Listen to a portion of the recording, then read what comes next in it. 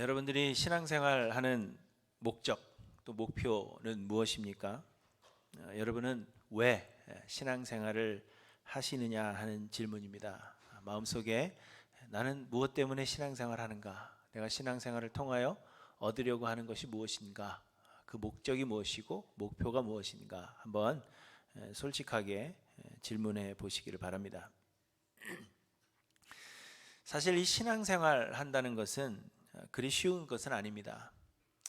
저 같은 사람은 어려서부터 아버지가 목사님이라서 교회를 떠나본 적이 없어서 너무 자연스러울 수 있지만, 많은 사람들이 주일이 되면 친구를 만난다든지 나들이를 간다든지 운동을 한다든지 주중에 일하느라고 하지 못했던 그러한 일들, 미루어 놓았던 일들을 이 주일에 하게 됩니다. 그런데 그런 모든 것들을 뒤로 하고 교회에 나온다 하는 것은 사실 많은 사람들에게 결코 쉽지 않은 그러한 일입니다. 그리고 거기다가 금요일에도 나오고 토요일 새벽 기도에도 나오고 또 각종 모임에 나간다 하는 것은 사실 대단한 열정이 아닐 수가 없습니다. 그런데 또 개인적으로 말씀을 묵상하고 기도 생활도 하고 각종 봉사를 하고 선교를 간다 하는 것은 자신과 가족을 희생시키지 않고는 불가능한 그러한 일이기 때문에 우리는 이러한 사람들을 믿음이 굉장히 좋은 사람들로 그렇게 인정을 하는 것입니다. 그런데 여러분, 이렇게 힘든 신앙생활을, 다른 사람들이 쉽게 할 수 없는 이 신앙생활을 여러분들이 감당하고 있는 그 이유가 무엇입니까? 한번 곰곰이 생각해 보시기 바랍니다. 대부분의 그리스도인들이 아마도 구원 얻기 위해서 신앙생활을 한다, 그렇게 말할 것입니다. 제가 사역을 하면서 많은 사람들과 함께 성경 공부를 했었는데요, 이 신앙생활의 이유를 묻는 질문에 거의 모든 사람들이 구원을 얻기 위해서, 천국 가기 위해서 신앙생활을 한다, 그렇게 대답을 했습니다. 그러나 이미 여러 번 강조한 대로 이 구원이라는 것은 전적인 하나님의 은혜입니다. 구원은 우리의 행위에 대한 보상으로 주어지는 것이 아니라 하나님께서 창세전에 택하신 자들에게 조건 없이 주시는 하나님의 은혜입니다. 그렇기 때문에 신앙생활을 잘 한다고 해서 구원을 얻게 되고, 신앙생활을 좀 잘 못하면 구원을 빼앗기게 되는 것이 아니라는 것입니다. 구원은 우리의 신앙생활과 상관없이 하나님께서 택하신 자들에게 조건 없이 주시는 것이요, 우리에게 예수 그리스도에 대한 믿음이 있다면 믿음은 구원을 얻은 자들에게 주시는 성령의 선물이기 때문에 이미 구원을 얻은 것입니다. 예수를 그리스도로 믿는 자들에게는 하늘나라의 영원한 기업이 이미 예비되어 있는 것입니다. 다시 말해서 신앙생활은 구원을 얻기 위해서 하는 것이 아니라 이미 구원을 얻은 자들이 신앙생활을 할 수 있게 되는 것입니다. 그러므로 여러분, 바라기는 우리 가운데에는 구원 얻기 위해서, 천국 가기 위해서 신앙생활 하는 사람이 한 사람도 없기를 간절히 소망합니다. 구원은 이미 하나님께서 우리에게 주신 것이요, 우리에게 믿음이 있다면 우리는 이미 구원을 얻었습니다. 그러므로 천국 가지 못할까 두려운 마음에서 신앙생활 하는 그러한 사람들이 우리에게는 없기를 소망하는 것입니다. 또한 수많은 사람들이 세상에서 복받기 위해 신앙생활을 합니다. 신앙생활을 열심히 잘하면 하나님께서 기뻐하시고, 그래서 세상에서도 복을 받아 형통하게 되고, 신앙생활을 좀 게을리게 하면 하나님께서 진노하사 세상에서 어려움을 당하는 것으로 많은 사람들이 그렇게 생각을 하는 것입니다. 주일 예배에 빠지면 좋지 않은 일이 일어나고, 헌금을 드리지 않고 나를 위해서 사용하면 헌금해야 하는 그 액수의 2배를 토해내야 하는 그러한 일이 반드시 생기고, 많은 일들이 꼬여서 잘 되지 않는다, 그렇게 생각합니다. 그러나 주일 예배도 잘 참석하고 온전한 11조를 하나님께 드리면, 열심히 그렇게 신앙생활하면 하나님께서 우리의 행하는 모든 일에 복 주시고 또 형통케 하시고 풍성하게 채워주신다, 그렇게 믿는 것입니다. 그래서 많은 사람들이 신앙생활에 열심을 냅니다. 하나님의 마음에 감동을 주기 위해서입니다. 그러나 여러분, 세상의 모든 만사가 하나님의 주권 아래에 있고 세상의 모든 일을 하나님께서 계획하신 것이요 하나님께서 뜻하신 바를 이루어 가시는 것입니다. 곧 우리가 행하는 모든 일들이 우리가 하는 것 같지만 실상은 우리가 하는 것이 아니라 우리 안에 거하시는 하나님의 성령께서 행하시는 일이라 하는 것입니다. 그래서 바울은 나의 나 된 것은 하나님의 은혜로 된 것이라 그렇게 고백하면서 바울은 모든 일에 열심을 내고 다른 모든 사도보다 내가 더 많이 수고하였지만 그러나 이는 내가 한 것이 아니요 오직 나와 함께 하신 하나님의 은혜로라 이렇게 고백하고 있는 것입니다. 우리는 모두 죄인들이요 그러므로 우리가 생각하는 것이나 행하는 모든 것이 악한 것뿐입니다. 그러므로 우리는 선한 것을 생각할 수가 없고 선을 행할 능력이 우리에게는 없습니다. 그래서 하나님의 영이 우리 안에 거하시고 역사하사 우리로 선을 행할 수 있게 만들어 가시는 것입니다.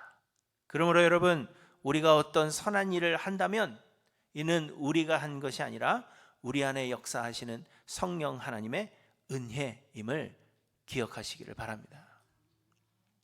그렇기 때문에 우리는 우리의 선한 행위에 대한 어떤 보상을 기대할 수가 없습니다. 우리는 하나님께 내가 이것을 했으니 하나님 세상에서 복을 주십시오 그렇게 요구할 자격이 없다는 것입니다. 왜냐? 우리가 신앙생활을 열심히 해도 그것은 우리가 한 것이 아니라 우리 안에서 하나님이 직접 하신 일이기 때문입니다. 그러므로 여러분, 세상에 복을 얻기 위해 신앙생활 하는 것 결코 옳지 않습니다. 바라기는 세상에 복을 얻기 위해 신앙생활에 열심을 내는 그러한 사람이 우리 가운데는 한 사람도 없기를 간절히 소망합니다. 그러면 여러분, 우리가 신앙생활 하는 이유가 무엇이겠습니까? 우리는 무엇을 목적 삼아야 하고 우리는 왜 신앙생활을 해야 하는 것일까요? 우리의 신앙생활의 목적은 우리의 신앙생활을 통하여 하나님의 영광을 드러내기 위함입니다. 곧 우리가 신앙생활 하는 것을 통하여 하나님이 영광을 받으시는 것, 그것이 우리의 신앙생활의 목적이라는 것입니다. 웨스트민스터 신앙고백 대소요리 문답 제1문은 인간의 제일 되는 목적이 무엇인지를 묻습니다. 그리고 그 답은 인간의 제일 되는 목적은 하나님을 영화롭게 하고 그를 영원토록 즐거워하는 것입니다. 곧 우리는 하나님의 영광을 위해서 살고 하나님의 영광을 위해 신앙생활을 하는 것이라 하는 의미입니다. 그러면 또 우리가 어떻게 하나님께 영광을 돌릴 수 있는가? 그것을 질문하게 됩니다. 그것은 우리가 하나님께서 기뻐하시는 삶의 열매를 맺을 때 그것이 하나님께 영광이 되는 것입니다. 오늘 본문 8절에 보시면 이렇게 말씀하십니다. 너희가 열매를 많이 맺으면 내 아버지께서 영광을 받으실 것이요 너희는 내 제자가 되리라. 하나님께서 영광을 받으시게 하는 그 길은 우리의 삶에 예수 그리스도를 믿음으로 인한 열매를 많이 맺는 것임을 말씀하고 있습니다. 너희가 열매를 많이 맺으면 내 아버지께서 영광을 받으실 것이다. 그렇게 말씀하십니다. 16절에도 너희가 나를 택한 것이 아니요 내가 너희를 택하여 세웠나니 이는 너희로 가서 열매를 맺게 하고 또 너희 열매가 항상 있게 하여 내 이름으로 아버지께 무엇을 구하든지 다 받게 하려 함이라. 이렇게 말씀하십니다. 주께서 우리를 택하시고 우리를 구원하신 그 이유는 우리로 하여금 열매를 맺게 하시기 위함이라고 말씀하고 있는 것입니다. 그러므로 여러분, 우리가 신앙생활하는 이유는 바로 하나님께서 원하시는 그 열매를 많이 맺기 위함입니다. 그렇다면 우리의 삶에 맺어야 하는 이 신앙생활의 열매는 그러면 또 무엇인가 우리가 알아야 합니다. 그리고 그것은 사랑이라고 말씀하십니다. 위로는 하나님을 사랑하고 옆으로는 이웃을 사랑하는 것, 그것이 우리의 삶에서 맺어야 하는 신앙생활의 열매라는 것입니다. 그러므로 우리는 하나님을 사랑하고 이웃을 사랑하게 되는 것을 목표로 신앙생활을 해야 하는 것입니다. 본문 9절부터 보시면 우리가 열매를 많이 맺으면 하나님께서 영광을 받으실 것이라 그렇게 말씀하신 뒤에 이렇게 말씀하십니다. 아버지께서 나를 사랑하신 것 같이 나도 너희를 사랑하였으니 나의 사랑 안에 거하라. 내가 아버지의 계명을 지켜 그의 사랑 안에 거하는 것 같이 너희도 내 계명을 지키면 내 사랑 안에 거하리라. 12절에도 내 계명은 곧 내가 너희를 사랑한 것 같이 너희도 서로 사랑하라 하는 이것이니라 이렇게 말씀하십니다. 그리고 17절에 내가 이것을 너희에게 명함은 너희로 서로 사랑하게 하려 함이라 이렇게 말씀하고 있습니다. 사람들은 우리가 열심으로 일하고 뭔가 대단한 일을 성취한 뒤에 모든 영광을 하나님께 돌린다라고 말함으로 하나님께 영광이 된다고 생각합니다. 특별히 우리가 어떤 상을 받게 되고 그 상을 받을 때 하나님께 영광을 돌린다 말하면 하나님이 영광을 받으시는 것으로 그렇게 착각하는 것입니다. 혹은 우리가 남들보다 더 뛰어나서 높은 지위를 차지하게 되면 그리고 그 높은 지위를 차지하게 된 것이 하나님의 은혜였다라고 말하기만 하면 하나님께 영광이 된다고 생각하기도 합니다. 또 우리는 열심을 다해 종교 생활하는 것이 하나님께 영광을 올려드리는 길이라고 생각합니다. 모든 예배에 다 참석하고 성경을 많이 읽으며 기도를 오래 하는 것, 하나님께 예물을 드리며 교회 봉사 열심히 하고 시간 내어서 해외 선교 다니는 것, 이 모든 것이 필요하지만 우리는 그러한 것으로 하나님께 영광이 된다고 생각하는 것입니다. 그러나 하나님은 그렇게 영광 받으시는 것이 아니라고 오늘 본문에서 말씀하고 있는 것입니다. 하나님께서 영광 받으시는 것은 우리가 하나님께서 주신 그 계명을 지킴으로 받는 것인데, 하나님께서 우리에게 주신 계명은 서로 사랑하는 것이라고 말씀하고 있는 것입니다. 우리는 하나님의 영광을 위해서 살고 하나님의 영광을 위해 신앙생활을 해야 하는데 서로 사랑함으로 하나님이 영광을 받으시는 것입니다.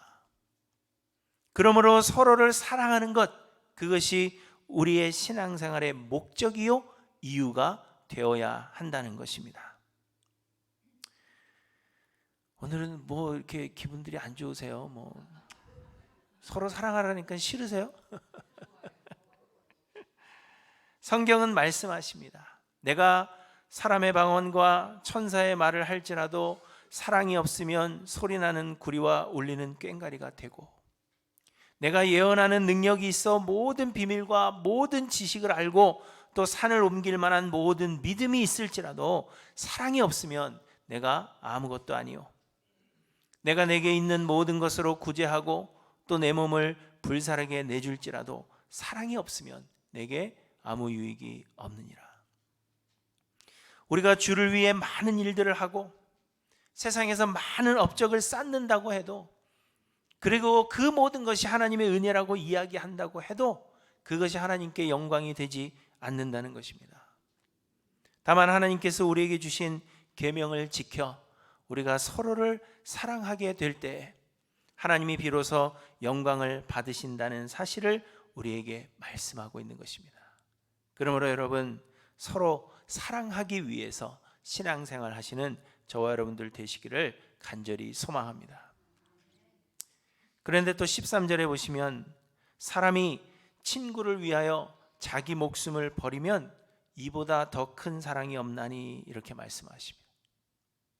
내 이웃을 사랑하라 하시면 내 이웃이 누구입니까? 이렇게 묻는 것처럼 우리가 서로를 사랑해야 한다 하면 우리는 어느 정도까지 사랑해야 합니까? 그렇게 묻는 것입니다. 예수님께서 죄 지은 형제를 용서하라 그렇게 말씀하셨을 때 베드로가 질문한 것이 그것입니다. 우리가 몇 번까지 용서해야 하는 것입니까? 그렇게 물은 것입니다. 그런데 예수님은 대답하십니다. 7번씩 70번이라도 용서하라 하심으로 용서에는 제한이 없다는 것을 말씀하고 있는 것입니다. 여러분, 이와 마찬가지로 친구를 위하여 자기 목숨을 버리면 이보다 더 큰 사랑이 없다 하신 것은 우리가 한없이 사랑해야 한다 하는 것을 말씀하시는 것이요, 예수 그리스도께서 우리를 위해 죽으심으로 우리가 어떤 사랑에까지 이르러야 하는지를 우리에게 몸소 실천해 보여주신 것입니다. 사랑하는 성도 여러분, 여러분이 신앙생활하는 그 목적 그리고 그 이유 무엇인가 한번 생각해 보시기를 바랍니다. 여러분의 신앙생활의 이유를 돌아보시고 예수 그리스도의 우리를 향한 그 사랑 담고 그래서 실천하기를 목적 삼으시는 저와 여러분들 되시기를 간절히 소망합니다. 그리고 오늘 본문은 우리가 어떻게 이 사랑의 열매를 많이 맺을 수 있는지를 우리에게 말씀해 주시는데, 우리가 이 사랑의 열매를 많이 맺는 길은 다름이 아니라 예수 그리스도 안에 거하는 것입니다. 오늘 본문은 나는 참 포도나무요 내 아버지는 농부라 이런 말로 시작하십니다. 예수님은 자기 자신을 참 포도나무에 비유하십니다. 아마도 이런 비유를 사용하신 것은 이 포도가 고대 이스라엘의 주된 농산물 중 하나였기 때문이며, 그래서 포도나무의 특성에 대해서 유대인들이 잘 이해하고 있었기 때문일 것입니다. 그래서 예수님은 자기 자신을 참 포도나무에, 그리고 하나님을 농부에, 그리고 우리 믿는 자들을 그 포도나무에 붙은 가지에 비유하고 계시는 것입니다. 그런데 예수님이 자신을 참 포도나무에, 그리고 우리를 포도나무의 가지에 비유하신다 하는 것은 다른 모든 것을 떠나서 우리 스스로는 열매를 맺을 수 없다 하는 것을 말씀하고 있는 것입니다. 본문 4절에 보시면 가지는 스스로 열매를 맺을 수 없다 그렇게 말씀하고 있습니다. 모두 아시는 대로 과일나무는 스스로 열매를 맺을 수 없습니다. 과일나무가 열매를 맺기 위해서는 탁월한 농부가 필요한 것입니다. 필요 없는 가지를 쳐주고 때를 따라 물을 주고 비료를 주며 또 벌레가 먹지 않도록 조치를 취해야 합니다. 곧 과일나무는 농부가 열매를 맺도록 하는 것입니다. 물론 그냥 가만히 있어도 열매를 맺는 그런 나무들이 있습니다. 그러나 그것도 나무가 스스로 열매를 맺는 것이 아니라 하나님께서 해를 주시고 비를 주시고 해서 열매를 맺는 것이고요, 그 열매는 그렇게 막 좋은 열매가 아닌 것이죠. 근데 좋은 열매, 하나님께서 원하시는 열매를 맺기 위해서는 농부가 그 열매를 맺게 해야 한다는 것을 보여주고 있는 것입니다. 그런데 예수님은 나는 참 포도나무요 내 아버지는 농부라 이렇게 말씀하십니다. 곧 하나님께서 농부이시며 하나님께서 우리로 열매 맺게 하신다는 것입니다. 2절에 보시면 무릇 내게 붙어 열매를 맺지 아니하는 가지는 아버지께서 그것을 제거해 버리시고 무릇 열매를 맺는 가지는 더 열매를 맺게 하려 하여 그것을 깨끗하게 하시느니라 이렇게 말씀하고 있습니다. 우리는 그 누구도 스스로 열매를 맺을 수가 없고 열매를 맺게 하시는 분은 농부가 되시는 하나님이시라는 사실을 분명히 말씀하고 있는 것입니다. 그래서 가지인 우리가 열매를 맺기 위해서는 참 포도나무이신 예수 그리스도께 붙어 있어야 한다는 것입니다. 4절부터 보시면 내 안에 거하라 나도 너희 안에 거하리라. 가지가 포도나무에 붙어 있지 아니하면 스스로 열매를 맺을 수 없음 같이 너희도 내 안에 있지 아니하면 그러하리라. 나는 포도나무요 너희는 가지라. 그가 내 안에 내가 그 안에 거하면 사람이 열매를 많이 맺나니 나를 떠나서는 너희가 아무것도 할 수 없음이라. 이렇게 말씀하시는 것입니다. 여러분, 이는 매우 간단한 상식입니다. 가지가 열매를 맺기 위해서는 나무에 붙어 있어야 하고 나무에 붙어 있지 않는 가지는 열매를 맺지 못하는 것은 물론이요 결국에는 말라서 버리게 된다는 것입니다. 그래서 6절에 사람이 내 안에 거하지 아니하면 가지처럼 밖에 버려져 마르나니 사람들이 그것을 모아다가 불에 던져 사르느니라 이렇게 말씀하신 것입니다. 곧 하나님은 우리에게 열매를 스스로 맺으라 그렇게 말씀하시는 것이 아니라 예수 그리스도 안에 거하라 그렇게 말씀하고 있는 것입니다. 그러면 그 가지에 붙어 있기만 하면 하나님께서 농부가 되사 우리로 하여금 열매를 맺게 하신다는 것입니다. 그러면 우리가 예수 안에 거한다는 것은, 예수 그리스도 안에 붙어 있는다는 것은 또 어떤 의미인지를 질문하게 됩니다. 그리고 그 답은 하나님의 말씀을 가까이 하는 것입니다. 내 안에 거하라 말씀하신 예수님께서 7절에 보시면 너희가 내 안에 거하고 내 말이 너희 안에 거하면 무엇이든지 원하는 대로 구하라 그리하면 이루리라, 이렇게 말씀하십니다. 내 말이 너희 안에 거하면 이라고 말씀하시는데, 곧 예수님께서 하신 말씀이 우리 안에 거하게 되면 그리스도께서 우리 안에 거하게 되시는 것이고, 우리가 그리스도 안에 거하게 되는 것이 된다는 것입니다. 왜 그럴까요? 왜 말씀을 가까이 하고 묵상하면 예수가 우리 안에 거하게 되는 것일까요? 왜냐하면 예수 그리스도께서 곧 말씀이시기 때문입니다. 요한복음 1장에서 요한은 태초에 말씀이 계시니라, 이 말씀이 하나님과 함께 계셨으니 이 말씀은 곧 하나님이시라, 이렇게 말씀하시므로 예수 그리스도가 말씀 되심을 밝히셨습니다. 그리고 또한 하나님의 말씀은 모두 이 예수 그리스도에 관한 것입니다. 요한복음 5장 39절에 보시면 너희가 성경에서 영생을 얻는 줄 생각하고 성경을 연구하거니와 이 성경이 곧 내게 대하여 증언하는 것이니라, 예수님께서 이렇게 말씀하셨습니다.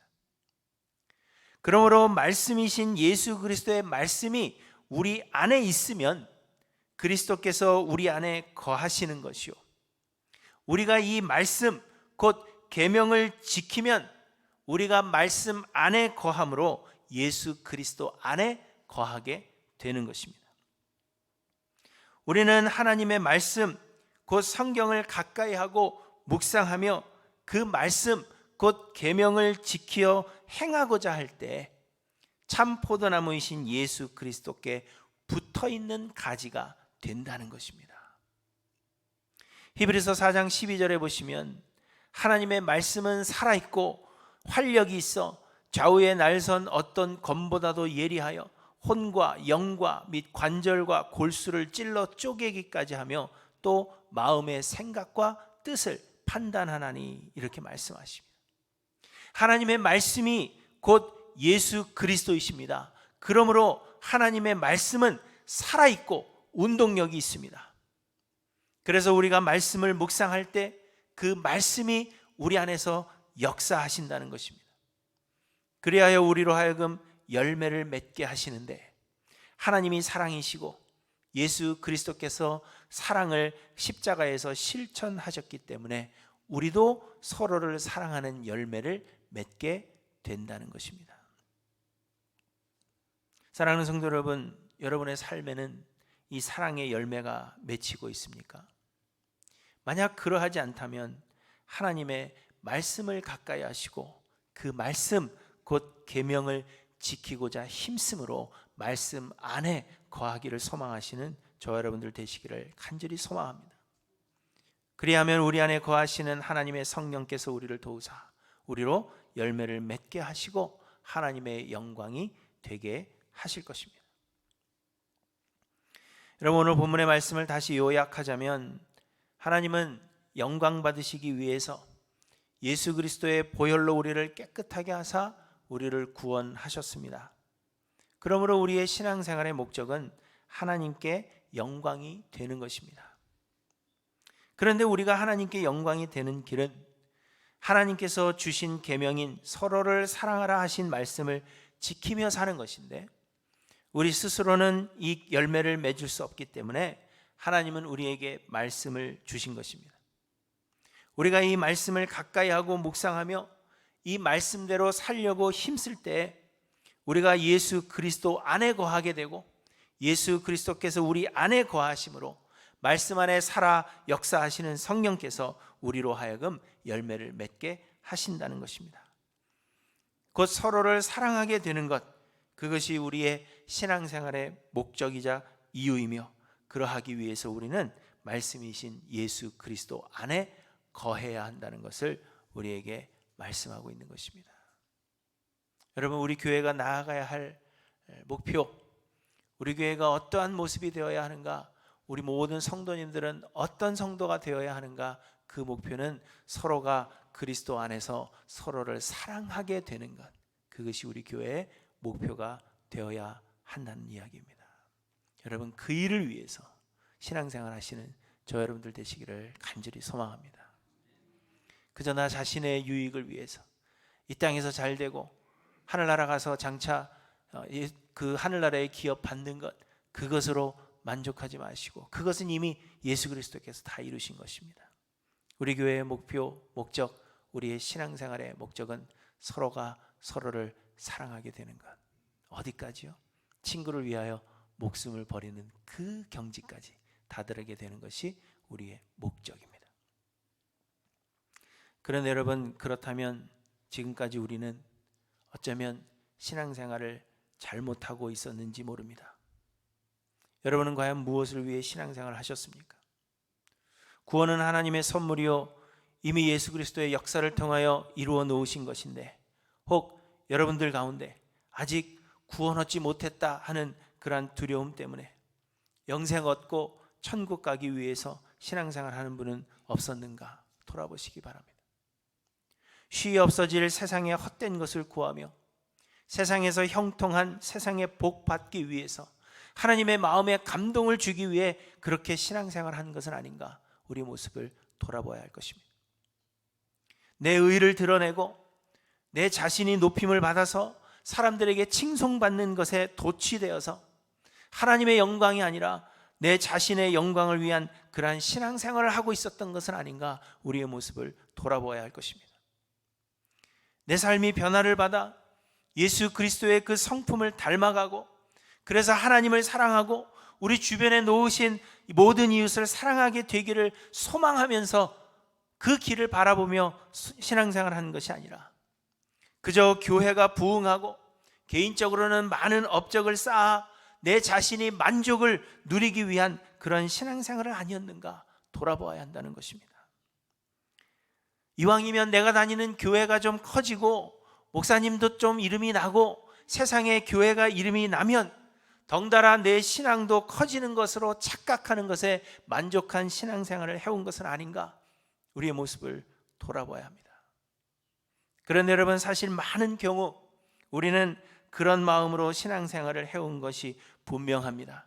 그렇지 않고서는 하나님께서 이렇게 영광받지 못하시고 하나님의 이름이 이렇게 땅에 떨어질 수가 없는 것입니다.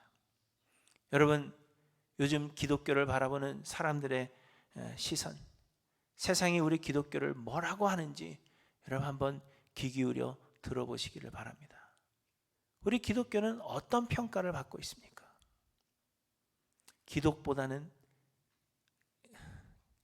말하기가 좀 그런데, 개독, 그런 얘기 듣죠. 목사가 아니라 먹사라 그러죠. 그래서 좀 다이어트 좀 하려고 그래요. 제가 너무 잘 먹어서. 여러분, 어떻게 이렇게 된 것입니까?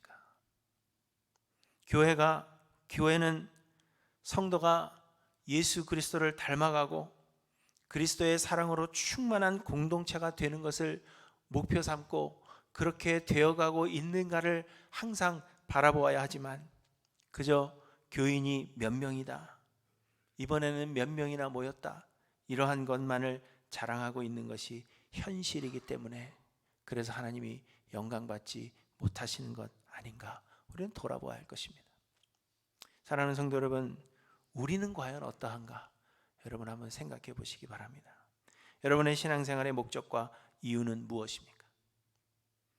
하나님께서 우리를 구원하심은 우리로 이 사랑의 열매를 맺게 하시기 위함이요 그로 인하여 영광을 받으시기 위함입니다. 하나님은 우리로 열매를 맺게 하시기 위해서 예수 그리스도의 그 보혈을 흘려 우리를 깨끗하게 만드셨습니다. 그러므로 우리의 신앙생활의 목적은 서로를 사랑하게 되므로 하나님께 영광이 되기 위함이어야 할 것입니다. 여러분, 예수는 참 포도나무이시오 하나님은 농부이십니다. 그리고 우리는 참 포도나무의 가지입니다. 그러므로 하나님의 말씀을 가까이 하심으로 이 예수 그리스도 안에 거하기를, 포도나무이신 예수 그리스도에게 붙어 있기를 소망하시는 저 여러분들 되시기를 간절히 소망합니다. 그래야 우리가 사랑의 열매를 많이 맺어서 하나님께 영광이 되는 성도들과 교회가 되기를 주님의 이름으로 간절히 축원합니다. 기도하십니다.